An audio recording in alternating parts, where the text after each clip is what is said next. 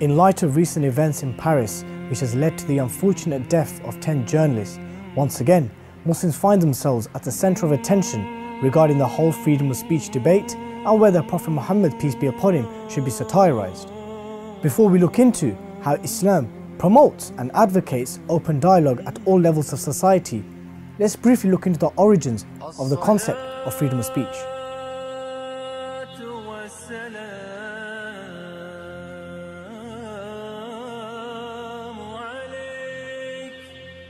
Free speech arose in Europe as a response to arbitrary rule, as a response to restrictions on human intellectual development and the pursuit of truth. Free speech was used as a utility for something else, and it wasn't for its own sake, and it was used as a utility to achieve truth and to account injustice or what was wrong, and for the improvement of mankind.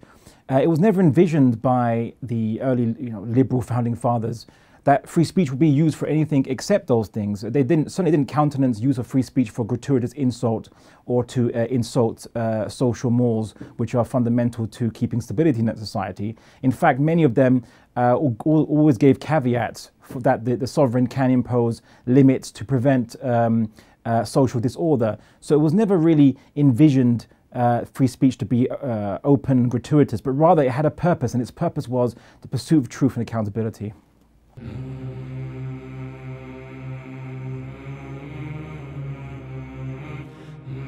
It's clear that the main objectives of freedom of speech was to establish justice, accountability and human progression. Are those objectives still the same today, or is it applied with double standards? Clearly there are double standards in free speech. You can see, for example, in the case of Nicolas Sarkozy in France, where he sought the prosecution of people for writing lyrics and raps against him. You can see in Denmark, where the publication of cartoons was prevented because they were in relation to the Jewish community. So there are evidently double standards.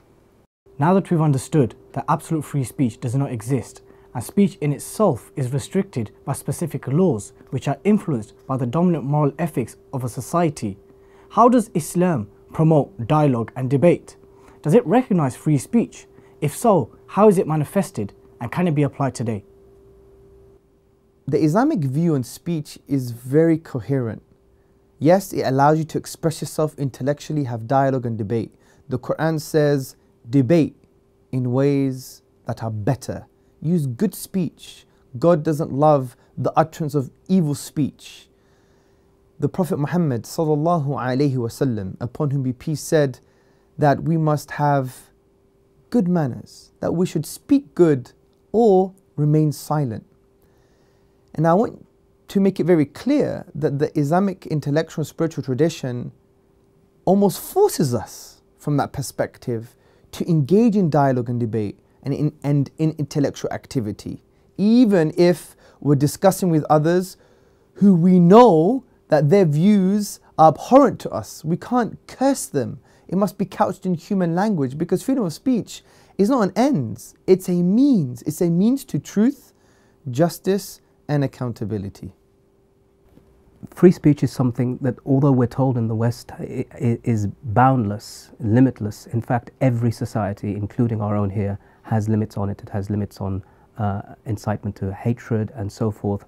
And so defaming somebody, being libelous towards somebody, these are all crimes, in fact, for which you can be prosecuted.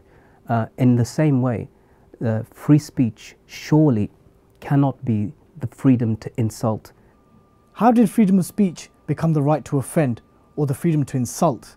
And what does that mean for the basic interaction between humans? Imagine Stephen Hawking, one of the most famous scientists, wanted to deliver a presentation on string theory in physics. It was a landmark presentation. It was an amazing project, amazing discoveries in quantum theory or whatever they talk about, right? And in his presentation, he starts off by cursing our mothers. Is that going to facilitate truth and human progress? Imagine, for example, political activists wanted to take to account dictators and they started by saying, hey, your mother is so-and-so, and cursed the mother of the dictator. Is that going to facilitate accountability? Imagine going to a court of law and the jury and the judge, they start degrading each other and swearing at each other. Is that going to facilitate justice? Do you see something here? Freedom to insult, freedom to degrade, freedom to dishonor goes against the very objectives of freedom of speech. And this is the point. Muslims are not shy concerning dialogue and debate. The Quran tells us to have debates. The Quran says very clearly, O people of the Ya Ahl al-Kitab, ta'alaw ila kalimatin sawa'in baynana wa baynakum. Come to a word that is equal between us and you. Using this terminology, you can see clearly that it's an open invitation to dialogue and to a common word, a common ground, a common denominator. Even Professor Rosalind Gwynn, she says that the reason that the Islamic scholars had intellectual engagement is because they were encouraged by the Quran. But what we say is this: just be human. Because a civilized society isn't a society that basically degrades each other and defames and dishonors and uses vile speech. We're human beings, so let's be human beings. If that's how Islam has historically approached rational debate and open dialogue, why should it be any different today? Perhaps this is the best way to approach the situation regarding the caricatures of Prophet Muhammad, peace be upon him.